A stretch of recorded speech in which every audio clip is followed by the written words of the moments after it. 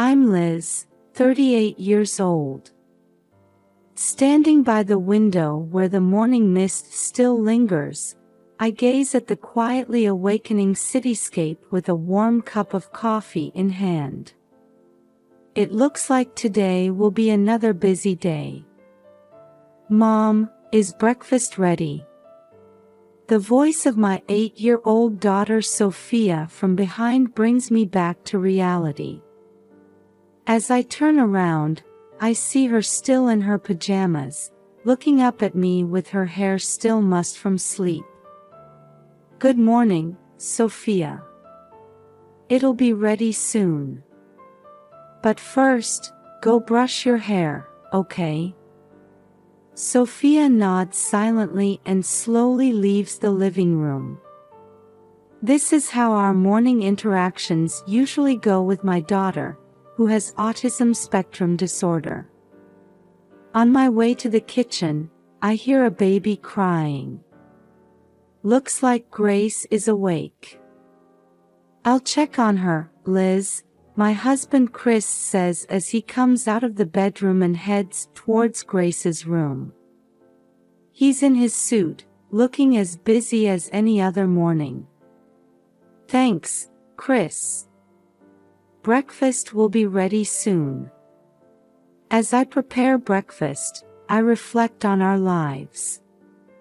Chris and I were college classmates who fell in love after reconnecting following my divorce from my previous husband. He's busy every day as a lawyer at a large law firm, but he's a kind and family-oriented husband. I work from home as a graphic designer, struggling daily to balance work and childcare. My divorce from my previous husband was due to differences in understanding Sophia's disability. However, Chris understands and accepts Sophia's uniqueness. Grace's birth was a miracle for us. A baby we finally conceived after 3 years of fertility treatments. It was a huge emotional and financial burden, but it deepened our bond even further. Smells good. What's for breakfast? Chris appears in the kitchen, carrying Grace. Pancakes. Sophia's favorite, I answer, kissing the baby's cheek. As I look around at my family gathered at the breakfast table, a feeling of happiness wells up inside me. However, I can't help but be conscious of a presence that casts a shadow over that happiness. Chris's mother, Peggy. A former psychology professor at the University of Chicago, she's an intelligent woman with a strong will. She's overprotective of her only son, Chris, and has shown disapproval of our marriage from the start. Peggy's coming today, isn't she? I'm concerned that her attitude has become even colder since Grace's birth. Her complex personality and the secrets of her youth might be influencing her current behavior. Hey, Chris. Are you sure about this barbecue party today? Don't worry, Liz. Mom will be happy too. Although I nod at Chris's words, anxiety remains in my heart. No one yet knows that this happy morning scene is the prelude to an unimaginable tragedy. I was busy preparing the barbecue grill as early summer sunlight flooded the garden. The bustle of Lincoln Park Zoo could be faintly heard. Liz, where's the ice? I turned around at Chris's voice to see him standing there with a cooler. In the freezer in the garage. Hurry and bring it, I answer, wiping the sweat from my forehead. It'll melt quickly in this heat.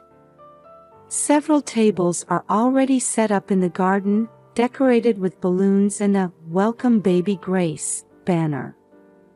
This barbecue party, adopting the traditional American form of a baby shower, is also part of our neighborhood socializing. Wow, it looks amazing. Our neighbor Sarah entered the garden, carrying a homemade apple pie. Thank you, Sarah. I'm glad you could come, I greet her with a smile. I'm truly grateful for the warmth of our neighbors. As guests gradually begin to gather, the garden becomes lively. Chris's colleagues, my friends, and our neighbors. The diverse faces of the guests give it a distinctly American feel. However, amidst this pleasant atmosphere, there was one person who seemed out of place. Chris's mother, Peggy. Hello, Mother, I greet her with a smile, but Peggy's expression remains hard. Oh, Liz, she replies curtly, her eyes already searching for Grace. Grace is inside. We're keeping her in the air-conditioned room because it's so hot, I explain. I see. I sense a hint of disappointment in Peggy's voice. Something feels off. As the party progresses, I can't help but worry about Peggy's behavior. She seems to be constantly checking Grace's whereabouts and watching my movements. Hey, Chris, I whisper to my husband. Doesn't your mother seem a bit strange? Chris frowns. You think so? It's not like her, but... At that moment, Peggy approaches us. Liz, I'd like to talk to you about something. Peggy's voice carries a hint of suppressed anger. Of course. What is it?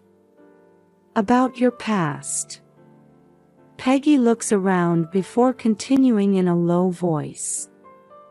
Your divorce history and the time you were a single mother. I catch my breath. Why bring this up now? Mother, is there a problem with that? I ask. Problem? Yes, a big problem. Peggy's eyes flash sharply. You're ruining my son's life. What? My voice unintentionally rises. Chris hurriedly steps in. Mom, stop it. This isn't the place to. But Peggy wouldn't listen. You're after Chris's money, aren't you? I know about your struggles as a single mother. But I won't let you use my son. I freeze at Peggy's words. I had no idea she thought of me this way. The guests around us look confused by this unexpected turn of events. Mother, you've misunderstood. I truly love Chris. Just then, we hear Grace crying from inside the house. Oh, Grace is crying. Peggy suddenly changes her tone. I'll go check on her. With that, Peggy quickly heads into the house. Chris, we should go too, I say, unable to suppress my anxiety, pulling Chris's hand towards the house. As we enter, we see Peggy holding Grace in the living room. At first glance, it looks like a normal scene between a grandmother and grandchild, but something is off.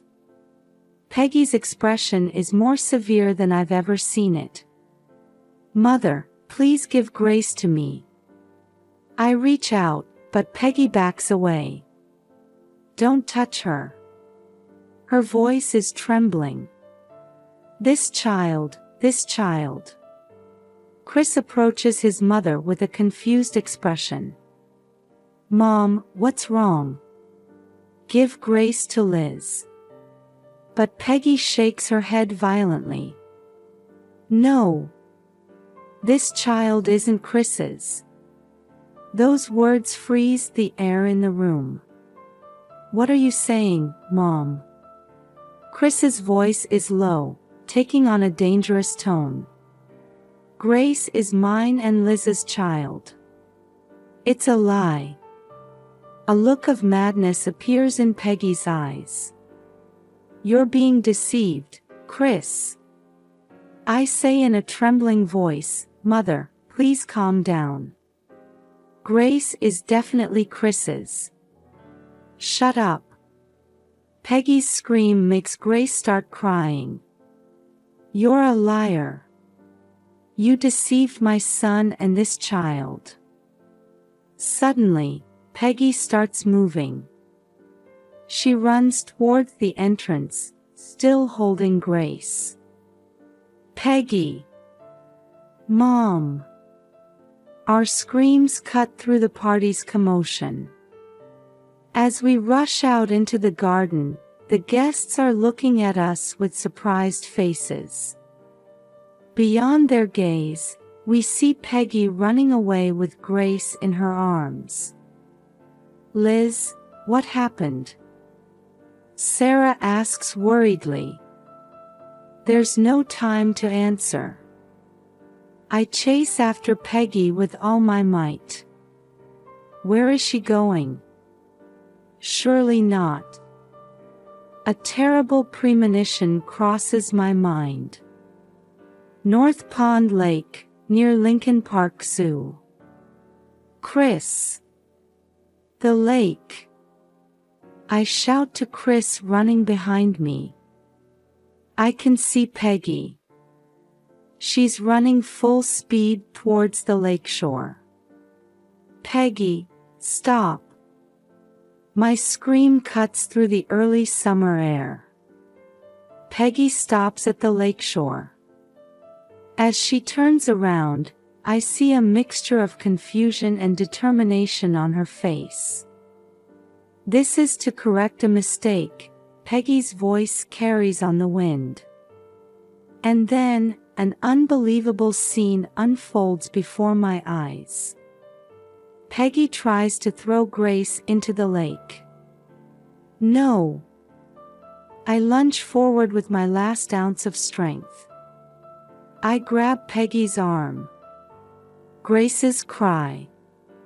Peggy's scream. My shout. Everything intersects in an instant. After a struggle, Grace's small body slips from my arms and flies through the air. Oh no, I couldn't protect her. As desperate thoughts cross my mind, my body moves on its own. A splash as I dive into the lake. Cold water envelopes my entire body. Where's Grace? I strain my eyes desperately. I faintly see white clothes. There. My high school swimming experience comes in handy now. I swim strongly towards Grace. I pull the small body close. As I try to return to the surface, suddenly my leg cramps. This is bad. The cold lake water is sapping my strength. Holding Grace, I desperately swim towards the surface. Liz! I hear Chris's voice from the shore. Here! I shout with a hoarse voice. I see Chris diving into the lake without hesitation. His strong arms lift me and Grace. Are you okay? How's Grace? She's safe, cough, cough. As we crawl onto the shore, I could already hear the sirens of an ambulance. Peggy was being restrained by police officers, standing there in a daze. Let me check the baby's condition, a paramedic takes Grace. I hand over my daughter with trembling hands. Please, help her. I fall to my knees, exhausted. Chris supports me. Liz, you did well. Grace is okay. I cry with relief at his words. Around us, party guests wear expressions of shock. Sarah brings us a blanket. "Ma'am, you need to be examined too," another paramedic calls out to me. As I nod and stand up, my eyes meet Peggy's. Her eyes show a hint of regret. "Why?" Peggy doesn't answer my question. While the police take her away, Chris watches his mother leave with a complex expression. "Chris, You don't need to say anything. Just rest now."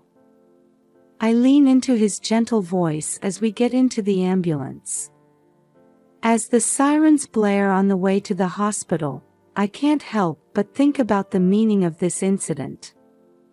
Why did Peggy do such a thing? What will happen to our family now? As anxiety and fatigue wash over me, I close my eyes. "Mrs. Liz Johnson." At the nurse's voice, I stand up from the waiting room chair. Chris is supporting me. "Yes, that's me. I'll show you to the examination room. We have the baby's test results too." At those words, Chris and I exchange glances. "Grace, please be okay." As we enter the white-walled examination room, a young female doctor is waiting. "Hello, Mr. and Mrs. Johnson. I'm Dr. Sarah Chen." She shows a warm smile. "Let me start with the good news. Your daughter is safe." At those words, my tension immediately dissipates. Chris squeezes my hand tightly. "Thank you so much." My voice trembles. However, since she swallowed some water, we need to keep her under observation for 24 hours. "We'll monitor her carefully due to the risk of pneumonia," Dr. Chen explains. Chris asks with a serious expression, "Is there anything else we need to be careful about?" "The risk of hypothermia has passed, but please be careful to keep her warm, at least for tonight. Also, we need to watch for stress reactions after the near-drowning incident." Dr. Chen adds gently, seeing our expressions, "Don't worry. Grace is a strong girl." Next, the doctor turns to me. "Liz, about your test results, fortunately, there are no major issues. However, you're showing symptoms of acute stress disorder." Acute stress disorder. I repeat the words. "Yes. There's a possibility it could develop into post-traumatic stress disorder due to this incident. I recommend counseling." Chris quietly says, "We'll make sure she gets it." Dr. Chen nods and starts writing a prescription. "I'll prescribe these medications. They're sleeping pills and anti-anxiety medication. Please use them appropriately." As we stand up, Dr. Chen adds, "Oh, and the police are here. They want to talk to both of you." Chris's expression clouds. "I understand." As we step into the hallway, a uniformed police officer is waiting. "Mr. and Mrs. Johnson, may I have a word?" Chris steps forward. "My wife is tired. No, Chris," I place my hand on his arm. "I'll talk too." The officer nods and guides us to a small room nearby. "Please tell me about today's events in detail." Chris and I take turns explaining everything from the barbecue party to the incident at the lake. The officer takes notes, occasionally asking questions. "Peggy Johnson is your mother-in-law, correct?" "Yes," Chris answers. "My mother, she's been acting a bit strange lately. In what way? Chris hesitates before slowly beginning to speak. My mother had a secret. That I was adopted. I look at my husband in surprise. Chris is adopted. The officer frowns. How does that relate to this? Chris lets out a deep sigh. When my mother was young, she had an unwanted pregnancy. That child, me, she gave up for adoption. A heavy silence falls over the room. And that relates to this incident, the officer prompts. Yes, Chris nods. My mother had been carrying this secret for years. And when we had a child, I take over from my husband. Peggy convinced herself that I was deceiving Chris. That Grace wasn't really Chris's child. The officer nodded in understanding. I see. Peggy Johnson is currently undergoing a psychiatric evaluation. The next steps will be determined based on those results. As we stand up, the officer adds, you've been through a terrible experience. Please, make sure to rest. As we leave the room, fatigue suddenly overwhelms me. Liz, it's okay now. Let's go home, Chris says. I nod weakly. Yes, let's go home. But, what will happen to us now? With that anxiety in my heart, we quietly leave the hospital. The morning sun streams through the window as I wake up. Chris is breathing steadily beside me. If only yesterday's events had been a dream. I think as I head towards the baby's room. As I approach Grace's crib, I can see her small body moving. A sigh of relief escapes me. Good morning, my angel. As I pick her up, Grace touches my face with her tiny hands. That warmth gradually dissipates yesterday's fear. Liz. Chris's voice calls out. Are you okay? Yes, I'm fine. I turn around to see my husband standing there, looking worried. Grace seems fine too. Chris comes closer and embraces us. I'm so glad, really glad. Just then, the doorbell rings. Who could it be, so early in the morning? Chris heads to the front door. On the other side of the open door stands a familiar face. Dr. Chen. Good morning, Dr. Sarah Chen says with a smile. I'm sorry to intrude. I came to check on Grace. We invite the doctor in. Yesterday was quite an ordeal, Dr. Chen says as she examines Grace. But this little one seems to be doing very well. Chris shows a relieved expression. However, something else lingers in his eyes. Doctor, Chris speaks up. Do you have any information about my mother?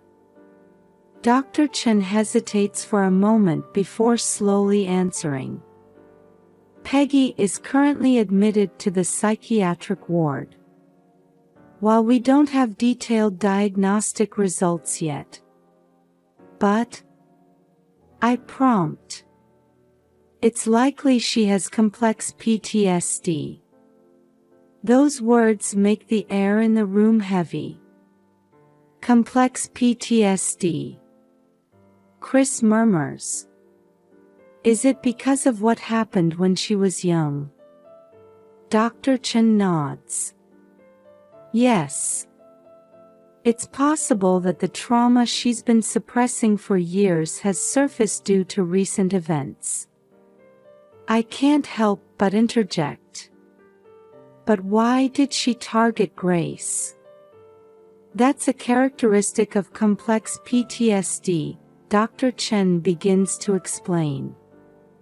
Past trauma can connect with current situations, leading to extreme behavior. In Peggy's case, her past experience of loss might have transformed into a fear of losing her granddaughter. Chris lets out a deep sigh. My mother convinced herself that Liz was deceiving me. That Grace wasn't really my child. Yes, Dr. Chen nods. That belief likely led to her actions yesterday. I hold the baby close, thinking about Peggy. She was suffering too.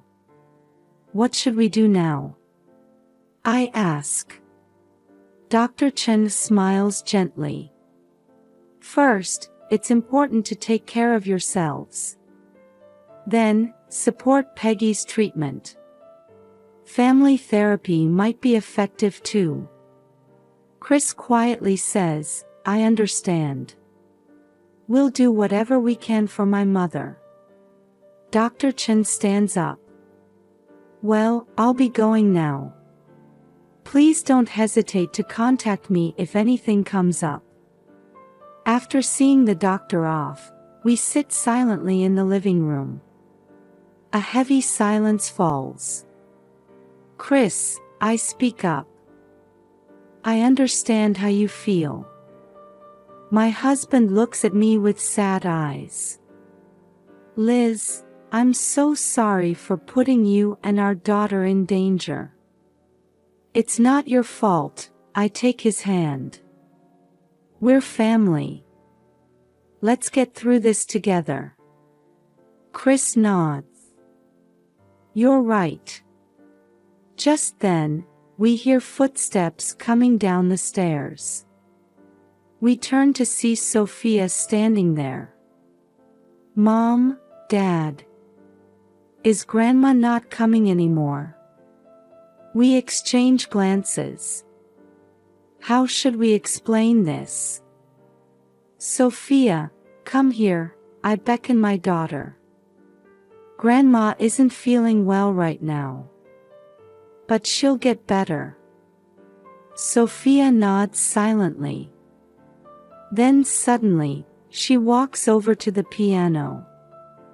Gentle notes begin to fill the room. The tune Sophia plays seems to express our family's feelings. We listen to our daughter's performance in silence. The music soothes emotions that words can't express. This is what our family looks like, I think. Even when hurt, we support each other. Outside the window, a new day was beginning. Let's start today's session. Dr. Jennifer Ross's calm voice echoes in the quiet room. Our family sits in chairs arranged in a circle. Chris, me, Sophia, and Peggy. Seeing Peggy, complex emotions well up inside me. It's the first time we've faced each other since that day. Her eyes show regret and anxiety. Peggy, would you like to start? Dr. Ross prompts. Peggy takes a deep breath and begins to speak. I've done something truly unforgivable. At those words, the air in the room freezes. Chris leans forward. Mom. Peggy continues. I've been hiding a secret for many years. Chris, you're not my biological child. Chris nods silently. He already knew this fact. When I was young, I had an unplanned pregnancy. And that child, you. I gave up for adoption. Peggy's voice trembles. Since then, I've lived with this guilt and regret. Dr. Ross quietly asks, how did that experience connect to the recent incident? Peggy closes her eyes, searching for words. When Grace was born, I was reminded of my past loss. And I was driven by the fear that I might lose Chris. But why did you think I was deceiving Chris? I can't help but interject. Peggy looks at me apologetically. Liz, when I learned about your past, your divorce history and financial struggles, I imagined the worst. I thought you might be using Chris. Mom, Chris's voice resonates low. Liz and I conceived Grace after a long struggle with infertility treatments. I never told you about that process. Chris begins to explain in detail the hardships we experienced with infertility treatments. The repeated failures, the days we almost gave up. The days we kept hoping despite everything. I take over from my husband. Peggy, Grace is undoubtedly Chris's child. She's the fruit of our love. Tears well up in Peggy's eyes. Oh, what have I done? I was so trapped in my own fears that I hurt you all. Dr. Ross says quietly, past traumas can greatly influence current behavior. Peggy, you're now facing and trying to overcome that trauma. In the silence that follows, Sophia suddenly stands up. Grandma, her voice is small but clear. I loved the cookies you used to make. Will you make them for me again? Peggy looks surprised, then smiles through her tears. Yes, of course, Sophia. At that moment, the atmosphere in the room softens. Dr. Ross says gently, family bonds can sometimes be hurt. But by understanding and forgiving each other, they can become even stronger. As the session ends, we quietly leave the room. Outside in the hallway, Peggy approaches me. Liz, I'm truly sorry, her voice is shaking. For putting you and Grace in danger. I take a deep breath and look into Peggy's eyes. Peggy, you were suffering too. From now on, let's move forward together, understanding each other. Hope shines in Peggy's eyes. Thank you, Liz. Chris comes closer and gently embraces his mother and wife. We're family. Let's overcome this together. We nod silently at his words. Repairing damaged bonds isn't easy. But we have the courage to move forward, one step at a time.